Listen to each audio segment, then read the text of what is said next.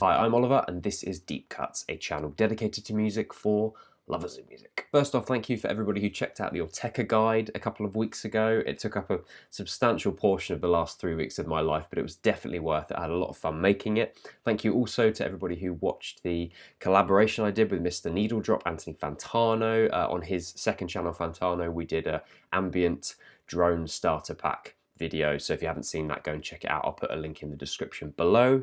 That was a lot of fun. Today, however, I bring you my next installment in the 5-album series, 5 albums to get you into new wave. As we continue journeying through all of these genres, I'm realizing more and more that it's becoming quite difficult to concisely define some of these different generic conventions. You know, it's nigh on impossible to really properly put a pure definition on new wave because there are so many different approaches to it, but I'll give it a go because that's the point of this series. New wave as a term was actually originally used in the 1950s and the 1960s to denote this new trend of French filmmakers creating new and transgressive pieces of work. People like Francois Truffaut, Jean-Luc Godard, those kind of directors. That's why I think new wave is such a great term to describe these artists from the late 70s, early 80s. They were creating music that was transgressive in some ways. It was almost like a response to the punk and post-punk that was quite a jagged form of music, but also the kind of stale commercial rock sounds that were coming out of the late 70s, early 80s. So you had these bands that were creating music that had quite poppy elements, but also experimentation. So they were experimenting with world music and bringing that into their music. They were experimenting with technology, with synthesizers. Herein lies the success of the bands of the new wave movement. They're bands like Devo, The Cure, Elvis Costello, Blondie. You know, these artists were creating music that was experimental and forward-thinking without ever losing the melodic sensibility, meaning that a lot of people could connect with this music. It wasn't difficult. It kind of encouraged a lot of listeners to branch out in their listening patterns. Bands like Talking Heads, The Police, XTC, Gary Newman, some of those which we will come to in a minute. There is something dubbed the New Wave Revival, which is a crop of guitar bands primarily from the UK and the US around the early 2000s that create music that sounds like some of these bands from the late 70s, early to mid 80s.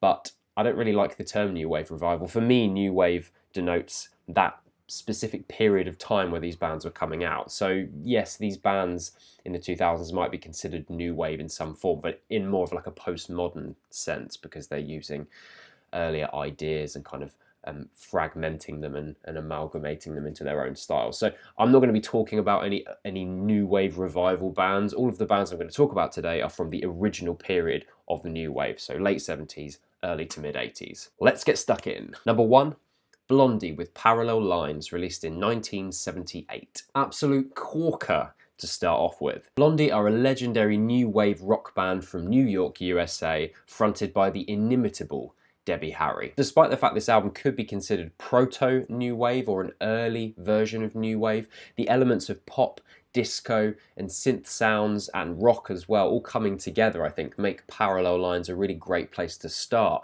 in the rich world of new wave music. As with so many classic records, Parallel Lines was put to tape in a matter of weeks, I think just under 6 weeks in the studio, and apparently they were a band that didn't really give a shit. They were volatile, juvenile, difficult to work with, like a proper scuzzy New York underground rock band basically. But I think part of that devil may care attitude meant that Chris Stein and Debbie Harry could start bringing in all these influences and not really care about current trends and just do what they felt was right. And they bring all those disparate influences together to create a really great record. Parallel Lines is Blondie's third record, released in 1978, and it incorporates some of their earlier sounds and also earlier sounds of American music. So occasionally you have this sugary 60s girl pop group sound, but you also have jagged punk guitars at times, and also this groove of disco on a track like Heart of Glass. In some ways, you could potentially argue that Parallel Lines is less of an example of new wave than their first 2 records.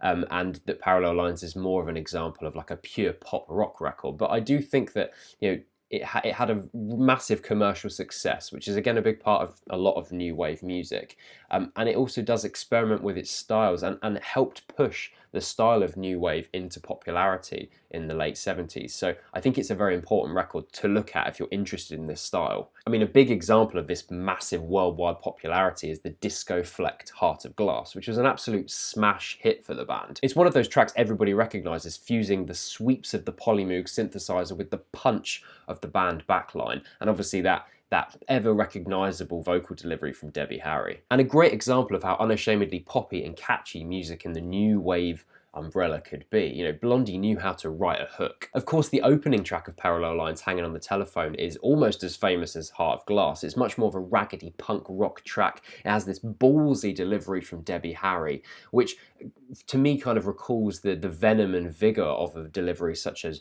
John King from Gang of Four, which is a post-punk band. So again, you have that kind of connection to the new wave and the post-punk trends. A track like Fade Away and Radiate ends with this reggae-style outro, which is something that another new wave band will take and do a lot more with later on, which I will come to in a minute. The crunchy One Way or Another has this snarl to it, but it also has a pop sheen, and the lyrics are recalling an ex-boyfriend that Debbie Harry had that started stalking her. Above all, this is a record that shows how innovative and creative pop can be. This is a brilliant record. Number 2, Devo with Freedom of Choice, released in 1980. Brilliant American new wave synth pop band Devo with their third record, Freedom of Choice. Devo are the kind of band that approach their music with a satirical bent. They're elaborate pranksters in some ways, but then they also have important things to say about the political sphere, for example. And their irreverence is quite well communicated, to be honest, in the album cover alone, with those stupid Energy Dome hats on, which they've ended up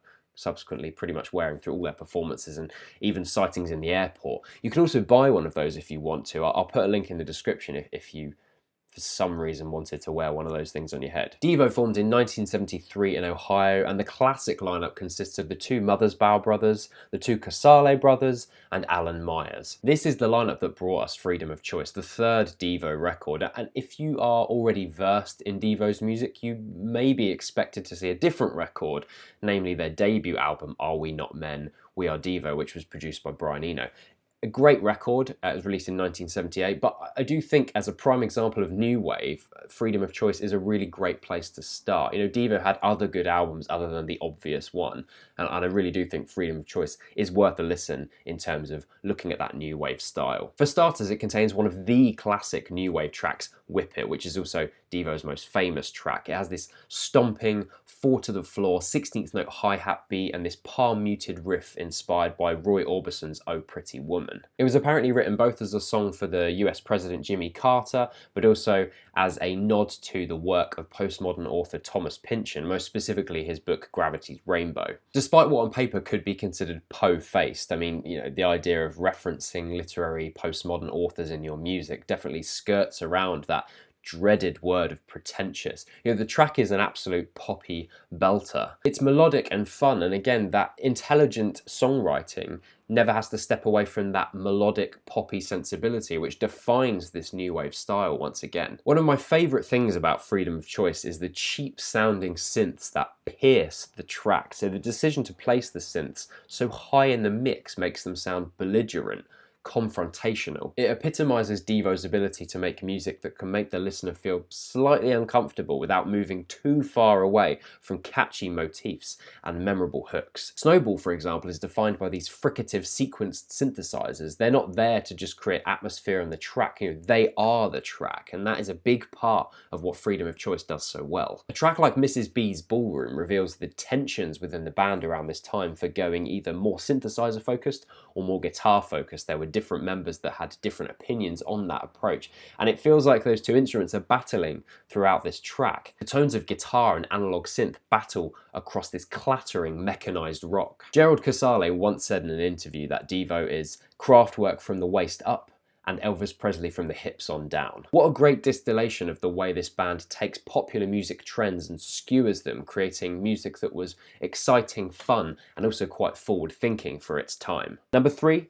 Talking Heads with Remain in Light, released in 1980. And here comes one of the greatest records ever devised, ever created, ever conceived. But you probably all knew that, right? Because Talking Heads Remain in Light is one of the most famous records of all time. The David Byrne-led Talking Heads were fiercely experimental for their level of acclaim and success, drawing together a myriad of different influences and styles to make something wholly unique and innovative. Remain in Light, the band's fourth record, was produced by Brian Eno, who also produced the previous two Talking Heads records, Fear of Music and More Songs About Building and Food.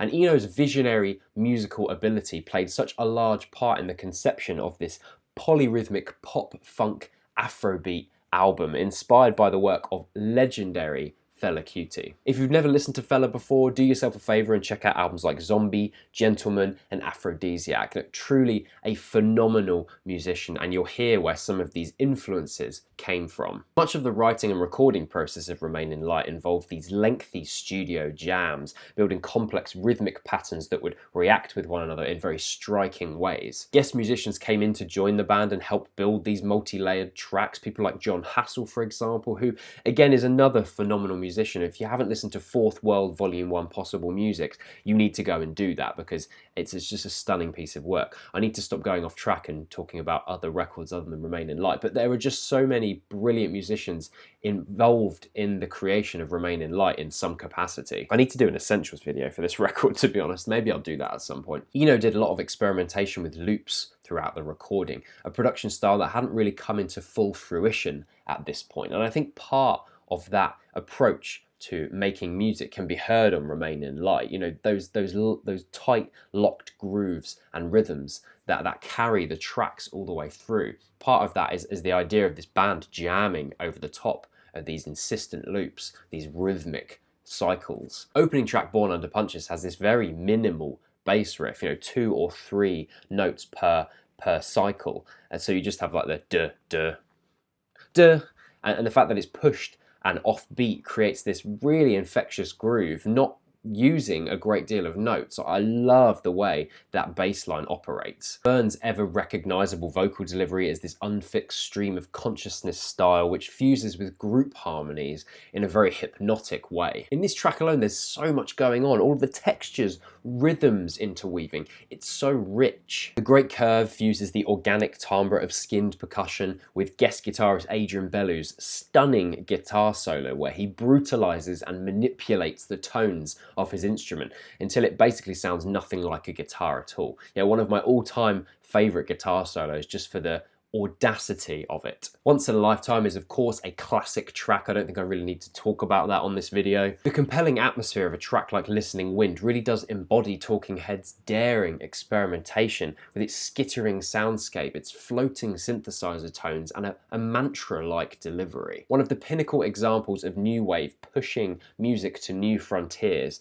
This is essential in the truest sense of the word. Number 4, The Police with Synchronicity, released in 1983. Just like Remain in Light, we have an example of pop music and popular music styles fusing with world music, but this time, rather than Afro-funk, we have a band experimenting with the sounds of reggae. British band The Police, dubbed one of the most successful rock bands of all time. You have vocalist and bassist Sting, guitarist Andy Summers, and drummer Stuart Copeland, who myself and many other people think is one of the greatest drummers of all time, certainly in terms of technical ability. The Police started in 1977 and began as a kind of punky garage rock band in some ways. If you listen to early records, Regatta de Blanc and Outlandus d'Amour, sorry any French people watching, that is horrendous pronunciation. But as they hit the 80s, they began to expand their influences even further, exploring poppier melodies, but also reggae influence, world music influence, further incorporating that syncopation that they become so well known for. By the time we reach 1983 and the 5th and final Police record, Synchronicity,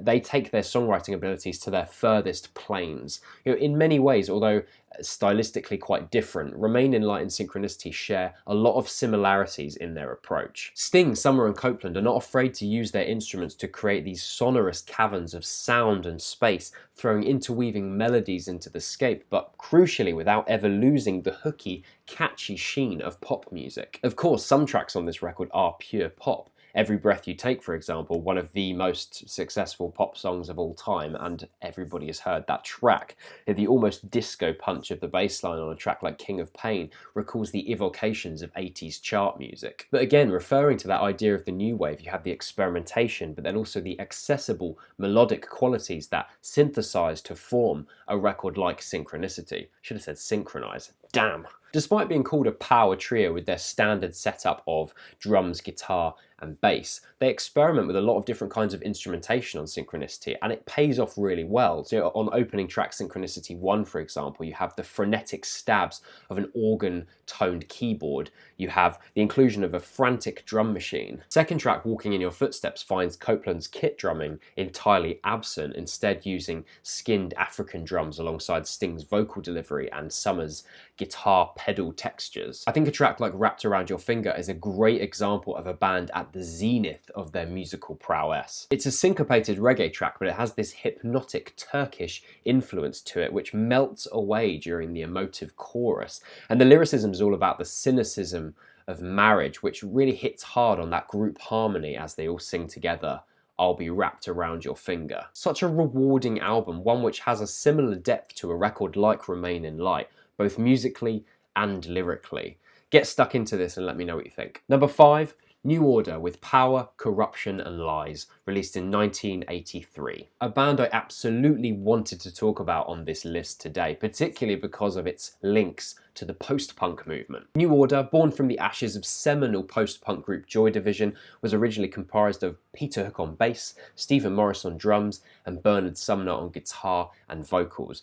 Gillian Gilbert also joined as a keyboard and second guitarist in 1980, completing the sound of New Order. New Order's move away from the dark post-punk of Joy Division's sound to an embrace of synthesizers, disco sounds and electronica really is an assertive moment in the history of new wave as a sound. And it's also interesting we consider that most of the people that were in this band were also in Joy Division, a band who epitomised the sound of post-punk alongside bands like Public Image Limited. So you have people like Peter Hook, Stephen Morris and Bernard Sumner who defined post-punk and also defined new wave in a very short space of time. New Order's second LP, Power, Corruption and Lies, embraces the new and the old in the same sort of ways that many of the LPs on this list do. So you have the classic tones of guitar and bass alongside the drum sequence sounds that are quite rigid and glittering synthesizer tones. You really have that old and new converging. It's even echoed on Peter Savil's brilliant artwork. Henri Fortin-Latour's Basket of Roses, a 19th century painting juxtaposed with these great blocks of colour. Classicism collides with the future. The record begins with the belter that is Age of Consent, a track that sounds immediately uplifting until you remember that the record's called Power, Corruption and Lies. It's less musically dour than the first record Movement and the earlier Joy Division records, but it still has a bite to it, and yet that very melodic synthesizer tone in the chorus of Age of Consent sounds anything but dour. It sounds bright and uplifting and airy and beautiful. A track like The Village further embraces the electronic and synthetic sounds, creating this bouncy 4-to-the-floor track with acoustic displaced snares and pretty clean guitar tones. 586 is a crucial track because across its nearly 8-minute running time it morphs from this minimal synth bass and drumscape into a new incarnation of the band's classic hit Blue Monday. The influence of Kraftwerk is quite clear throughout this record, but none clearer than on this track specifically. The way the band utilised synthesizer tones on tracks such as Your Silent Face and Ultraviolence is very different to the approach of, say, Devo on Freedom of Choice, whereas the synths on that record are very ostentatious and in your face.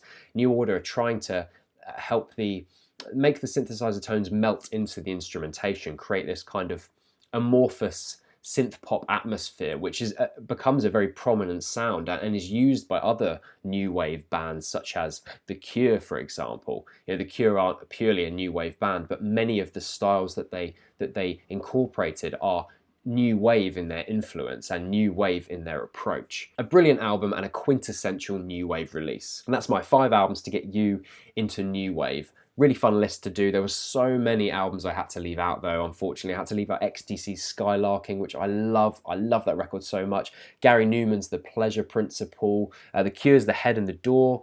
There's, a lot of records I could have picked. So hopefully you've enjoyed the list that I've picked today.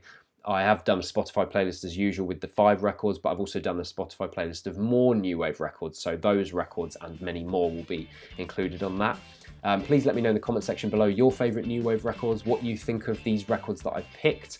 We're going to be doing a listening party on the Deep Cuts Discord on Tuesday at 10 o'clock BST for the Police's Synchronicity. So come and join me and a load of other people, and we'll get to listen to the record together and discuss it. Thanks for watching. I'll be back next week with March's review roundup, and I'll see you then.